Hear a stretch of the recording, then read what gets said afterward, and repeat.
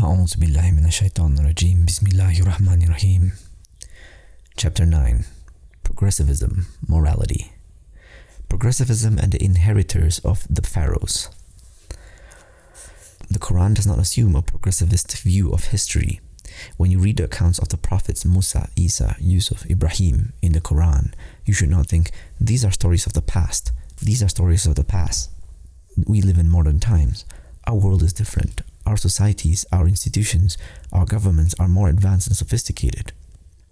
No, never think that for 1 second, because those are the thoughts of the disbelievers, as Allah mentions in the Quran itself. Those who disbelieve say, this is nothing but stories of the ancients. There is a reason Allah gives us detailed historical information about the struggles of the prophets and their enemies, because those are the struggles we face today. Just like there are inheritors of the prophets alive today, i.e. the righteous scholars, there are also inheritors of Iblis, there are inheritors of Pharaoh, there are inheritors of Abu Jahl and Abu Lahab. Let's not be blind about this reality lest we be caught off guard because we did not heed clear warnings from our Lord. The incoherence of moral progress. Liberal secular progressives, including humanists, atheists, reformists, etc., think there is nothing wrong with morality changing over time and view it as a natural, inevitable process that we should all embrace. Unfortunately for them, they are deeply confused about the very nature of morality. These individuals have no problem with religious morality being discarded over time because they do not view religious norms as morally compelling in the first place. They say things like, well, in the past, due to religious sentiment, sex outside marriage, for example, was considered wrong, but times have changed and we don't find it so bad anymore because we have progressed. It is very easy to show how muddled this thinking is. Simply consider a value that these people do find morally compelling, for example, racial equality. Ask them, would they be okay with white supremacy being considered morally acceptable one day? Would it make sense to say that morality could evolve such that one day white supremacy is the ethical norm that all are expected to aspire to? Why not? What if there really isn't anything wrong with white supremacy but we just don't realize it yet, and only future people will be able to realize it, similar to how at one point fornication was considered wrong but future people discovered that it's not so bad? What's the difference? Why couldn't morality evolve in that way? Now the response to this might be, well, morality does not evolve haphazardly, it evolves in a specific direction. Our morality becomes increasingly accurate as it sheds superstitions and identifies harms. The only true immoral act is to harm another person, and this is called the harm principle. Those indoctrinated by liberal secularism tend to have this view. The only true moral principle is the harm principle. Using this logic, they claim, despite plenty of countervailing evidence, that we have discovered that fornication doesn't really harm people, so it should not be considered immoral. Furthermore, we have discovered that white supremacy is harmful, therefore it should be considered immoral. But let's step back for a moment. First of all, if the harm principle is the keystone of all morality as liberal secularists claim, then would they concede that it could also evolve?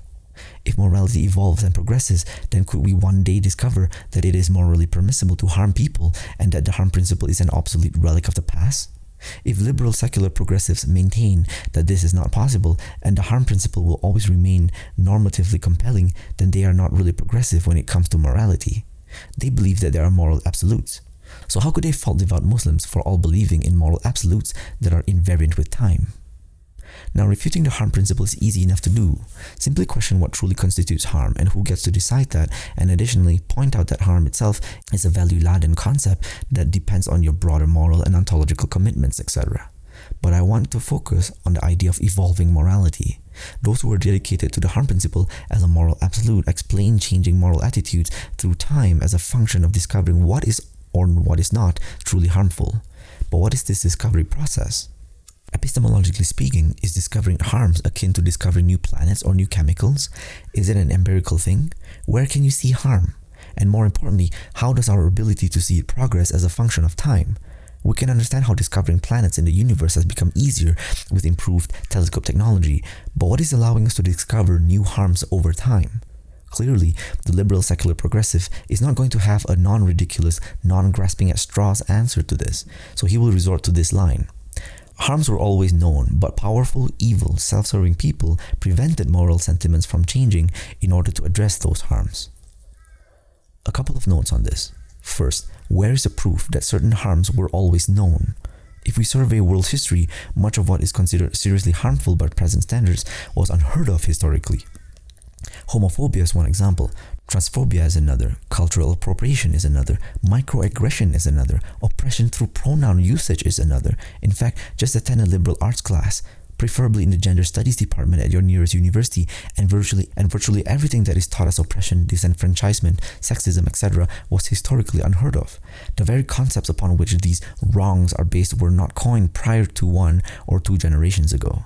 So how plausible is this view that many of the serious harms recognized by secular progressives today were known historically?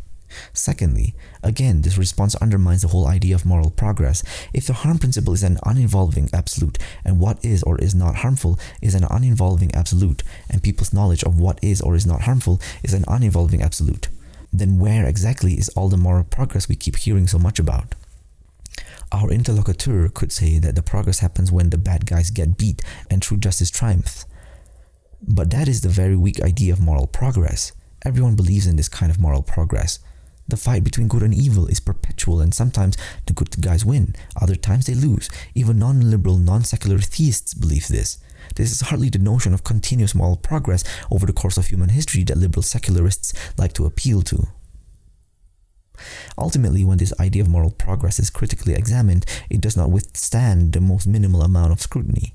The notion suffers from serious epistemological problems, and this is partly due to the conceptual deficiencies within the harm principle itself.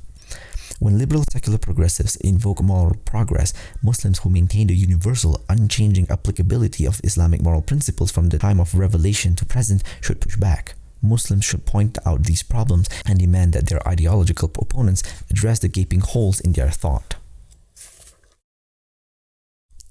We are the latest and greatest. Famous last words.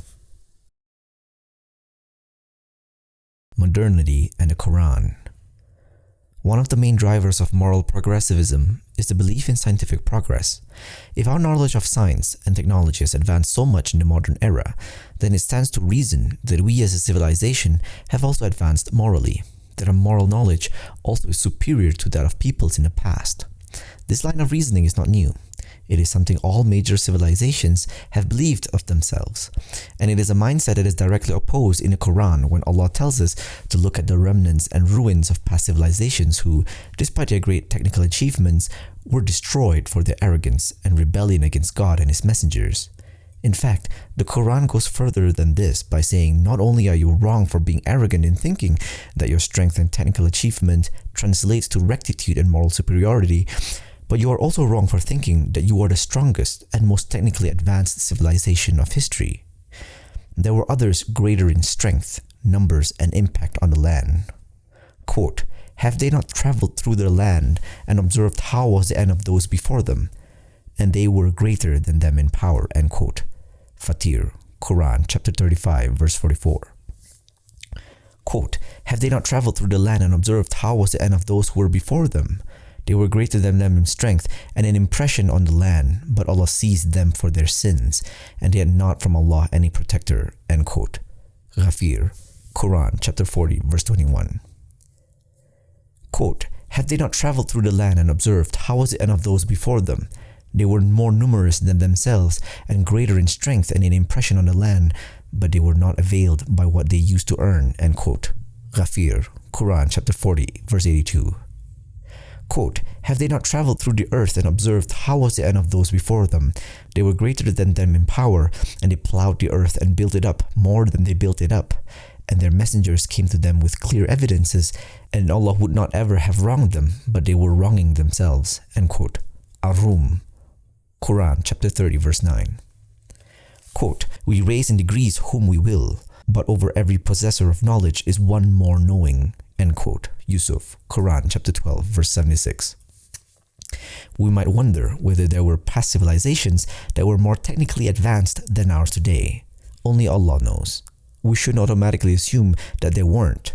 More importantly, we should not judge a people's values by how modern they are, but by how completely they accord with what the last Messenger ﷺ has brought. Modern versus traditional conceptions of knowledge. The modern concept of knowledge is an anomaly.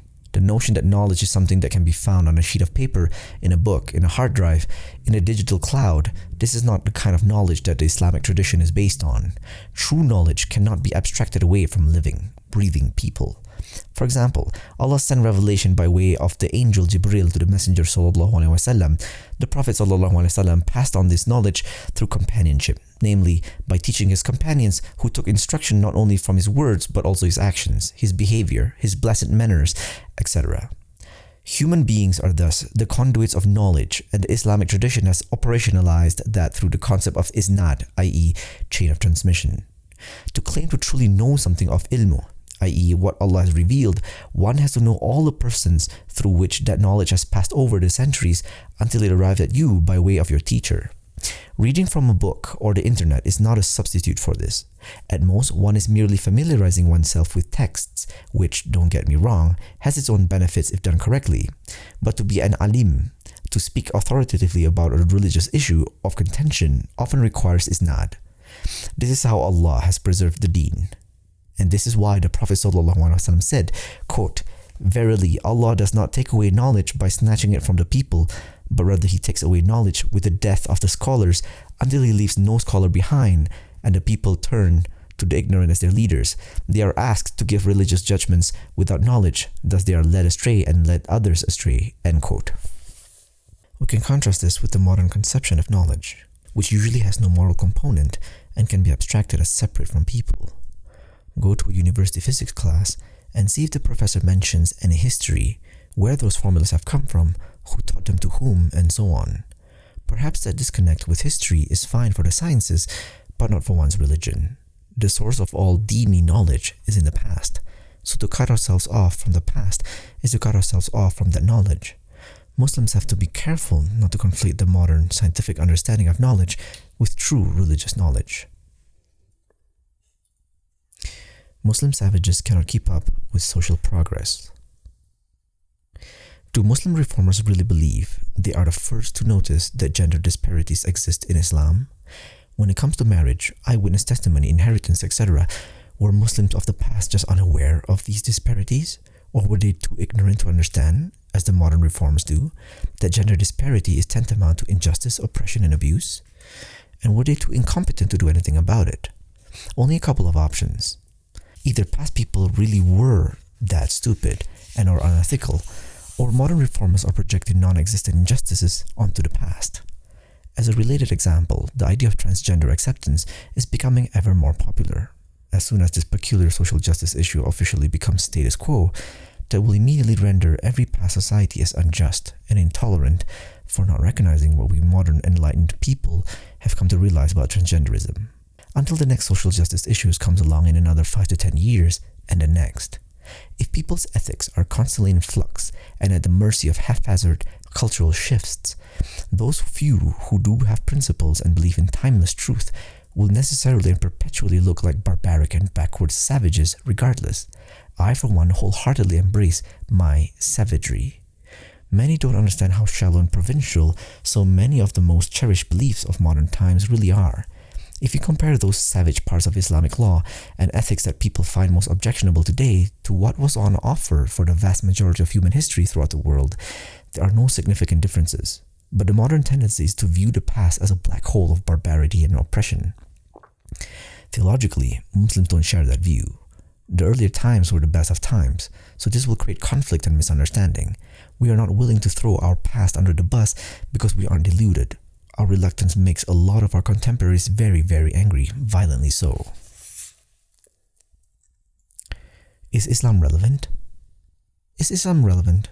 How is Islam relevant to my life? These are questions I was asked recently. I proceeded to give an answer in terms of how Islam gives life purpose, where an atheistic, materialistic understanding of the world does not, and how the negative impact of lacking purpose can be seen in the rates of depression and suicide affecting the secular, post-religious world of today. But this answer wasn't really adequate for or convincing to the questioner.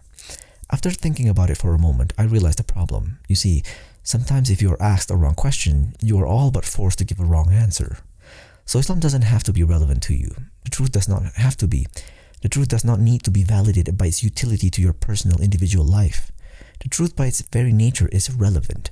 In fact, it is the only thing that is relevant. Honestly, what is the standard of relevance we're operating under? Are professional sports relevant? Are popular culture, music, and movies relevant? Are political debates and world events relevant? Why? If that's our standard of relevance, then of course Islam will not seem relevant because, unlike those other things, Islam actually means something, and is about something and has true, lasting significance. Thus, the problem for us is twofold. We have a miscalibrated standard of relevance on the one hand. On the other, we judge importance on the basis of personal utility in the first place. We order the world according to a subjective framework that assigns value according to what looks good, feels good, sounds good to me. In other words, we have put our egos at the center. That's the only context in which the question, is it relevant, makes any sense. No one asks if biology is relevant, or nuclear physics, or economics, or anything else related to the sciences or academic investigation. In those domains, the question of relevance has no sense. Of course, those are subjects we assume to be concerned with truth, and as such are not attached to any individual's personal feelings. Well, your maker's al-haq, the highest truth, submission to him, i.e. Islam, should be at the center of our paradigm. With respect to that core, we can judge the irrelevance of everything else.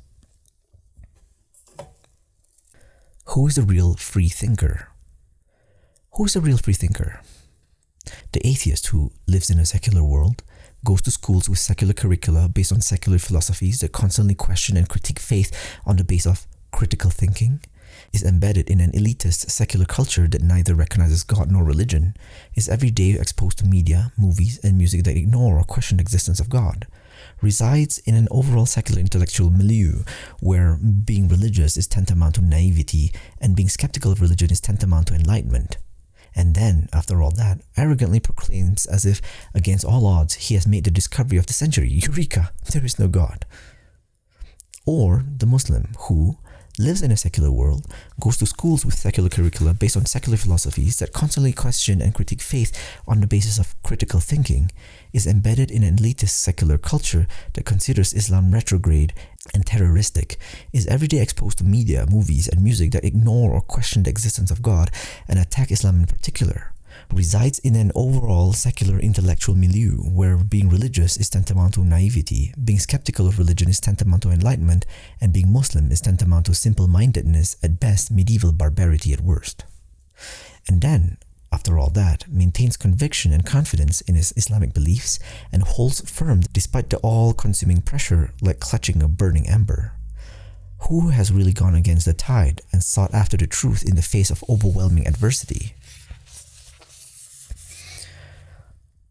The logical direction of morality. We often hear that Islamic law needs to get with the times. We often hear the argument that clearly our world differs from the world of 7th century Arabia at the advent of Islam. So if times have changed, then law and ethics must change. First of all, things have not changed as much as people like to think they have.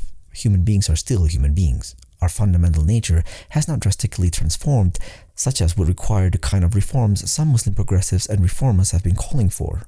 Second of all, this entire attitude belies a fundamental confusion about the logical nature and direction of law and morality. Morality does not reflect how the world is, but how the world ought to be. To want to edit our moral commitments on the basis of things that happen in the world is logically unsound. Sure, we can learn new things that may affect how we apply our moral standards, but such new things are not going to modify the actual moral principle at hand. Example: as Muslims, we know the immorality of riba. In the modern world, riba is everywhere. Some might say that given this new reality, Muslims should reconsider how strict they are about usury. They will argue that Islam needs an economic reformation, so to speak. In actuality, there is no groundbreaking new reality that would require such a reformation. The basics of buying, selling, and the pursuit of profit has remained fundamentally the same for all of human civilization, granted that there are details in every context that need to be accounted for. And historically, traditional Islamic scholarship has been very dynamic in how it has spoken to the vagaries of every age, but the basic moral principles are consistent. If the world is now drowning in usury, Muslims should be all the more vigilantly opposed to that new normal. That is the direction of normativity. On the basis of our ethical commitments, we desire to change the world for the better, not change our ethical commitments to accommodate the demands of the world around us. Of course, sometimes the world seems unchangeable. Sometimes we are overwhelmed by how drastically the world diverges from what we know to be truth and justice. But we should never lose hope or descend into nihilistic loathing for our brothers and sisters in humanity. The most hopeful hadith in this regard is, quote, "If the hour, the day of resurrection, is about to be established and one of you was holding a palm shoot, let him take advantage of even 1 second before the hour is established to plant it," end quote. No matter how dire and hopeless the circumstances may seem, it is our moral responsibility to do what we can. Good without God? Do we need religion to be good people? Do we need religion to be good people? No. In actuality, we specifically need Islam to be good people. Yes, there are good people of other faiths, no doubt. But I am using the term good in a technical sense to characterize a person who fulfills all basic moral obligations, or at least feels bad about not fulfilling them. To suggest that only Muslims are even in a position to fulfill all basic moral obligations, and that adherents of other religions are missing out on these obligations, violates principles of universalism that have become so widespread among people today. It is among truism in the minds of people that even those without religion can be morally upright. But is this true? Those who make this claim focus their argument on a small set of moral truths. Of course, I don't need God to know that rape is wrong. If you only refrain from murder and rape because God told you so, then that shows how truly immoral you are. In actuality, this shows how limited these people's understanding of morality is. Their morality only consists of 2 line items: don't kill and don't rape. There's usually also the platitude, "I don't harm anyone." That's what my morality is based on, and it doesn't require belief in God, much less Islam. This, of course, is a cop-out because harm can be very vaguely defined and context-dependent. What one considers harmful can vary from time to time, culture to culture, and even from person to person within a single time and culture. So even if we all agree that morality is simply about preventing harm, different people will have widely divergent views on harm. Furthermore, it is not easy to calculate what causes harm in the first place, or what causes the most or least harm in any given situation. And when we look at the way people behave in real life, according to their morality, it does not seem like they are acting on the basis of a complex calculation of weighing harms. Mostly, it seems people act on the basis of larger societal and cultural norms of acceptable behavior, and then interpret whatever is socially unacceptable as harmful. These are objections raised against what's known as the harm principle in Western ethics, but Islamic ethics is far richer, far more nuanced, and yes, far superior to the vague, speculative musings of liberal deployments of the harm principle, which is, again, just a cover for transient cultural sensibilities anyway. Central to Islamic ethics are the concepts of adab and khuluq, i.e. manners and character. As the Prophet ﷺ said, "The best amongst you are those who have the best manners and character." Allah also praised the Prophet ﷺ as having khuluq adim, i.e. great superlative character. When we look at the content of Islamic ethics, adab and khuluq, we find a great deal that is not intuitive as far as Western liberal cultural sensibilities are concerned. Here are some of the more prominent examples. Great emphasis for respecting and taking care of one's parents. The moral imperative of helping one's neighbors. The moral significance of visiting the sick. The premium placed on supporting orphans and the poor. The moral necessity of maintaining family ties. Sure, you will find some impoverished semblance of these values in other religions and non-Islamic cultures, but in Islam, these are not niceties, they're duties. You are not considered a morally exemplary person for doing the above. Rather, you are merely doing your basic moral duties, and if you fail in this, then you are morally culpable. It's a big difference. But there are further imperatives. Can one be a moral person if one is racked with jealousy? Can one be of sound moral integrity if one habitually backbites? Can one be considered ethical in any sense if one fails to have good assumptions of people? Can one be of high moral character if one spreads hearsay without verifying the truth of the matter? Can one be characterized as morally upright if one partakes in usurious business transactions? The answer to all these questions is a hard no. If a person has these qualities and does not feel guilt and shame and attempts to rectify himself, then he cannot be considered a moral person. So how could it be possible for someone who doesn't even know what these moral imperatives exist? to abide by them? Obviously they couldn't.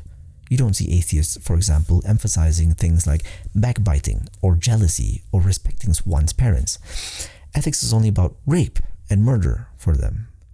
In truth, the above 10 points are a very small sliver of all the moral imperatives of Islam. For example, all these points concern moral duties to other people. What about moral duties towards one's creator? Certainly there are moral imperatives there as well, which by themselves would mean that those who reject God are ipso facto morally deficient. But for the sake of argument, we can limit ourselves to moral duties with respect to other people, and still the atheist and those who consign themselves to a liberal secular morality are to be found grossly lacking in their understanding of what morality even entails. Some might even argue that there really isn't a moral imperative to, for example, respect one's parents, etc. The response to this takes us deep into the subject of metaethics. How do we determine what is or what is not moral in the first place? Well, we can start from a completely skeptical position about all moral duties. This would make us nihilists. If we can ask, why is it a moral imperative to respect one's parents, we can also ask, why is it a moral imperative to not harm others? The atheists and secularists do not have a compelling or even consistent response to this. Simply look at the state of moral philosophy in the halls of Western academia. There's no consensus on even the most basic questions. Everything is constantly in dispute. The confusion is tangible. As far as we're concerned, atheists and secularists are not even in the running. Theists, however, fare far better. Muslim, Christian, and Jewish theologies each provide an overarching theory of God, the universe, and humanity. It is in context of these broader theories that moral imperatives are grounded and find meaning. These theories can then be evaluated and compared. Which one is the most consistent? Which one is the most compelling? When we look at Christian and Jewish ethics, they have undergone significant changes, especially in the last 100 or even 50 years. For example, many Christian and Jewish denominations now find no moral qualms with same-sex behavior. Their theological and ethical considerations of family relations and the family institution have also significantly shifted in order to mirror and accommodate the dominant social forces of modern secularism, liberalism, and capitalism. What justifies these shifts? Is it a belief in progress? Namely, that ethics must progress as civilization progresses? Well, what does civilization progress even mean? And what does it mean for ethics to progress such that what was once considered a moral abomination 100 years ago is morally permissible or even laudatory now? These are questions that most Christian and Jewish denominations do not have answers for. They too have fallen victim to the pressures of modern cultural hegemony. Islam, in contrast, has resisted these pressures. This is often why, for example, Islam is considered morally backwards and retrograde. But Islam is only retrograde if the last 10 or 20 years of Western culture are considered the measuring stick by which to grade religions. By that measure, all of humanity prior to, say, the year 2000 or 2010 were in the dark abyss of moral purgatory. This is a baldly arrogant perspective on world history and a thoroughly uncompelling narrative. Islam safely avoids the entire dilemma, where most Christians and Jews are embroiled in its plain implications. We can also evaluate the overarching theories of Christianity and Judaism. Providing full critiques is beyond the scope of this short chapter, but areas of pressure can be put on the Trinity, of course. As for Judaism, their theology historically borrowed a great deal from Islamic kalam discourse in the 12th century, Maimonides being the most prominent example of a Jewish theologian actively engaging in the debates and theological discourse of Islamic Spain.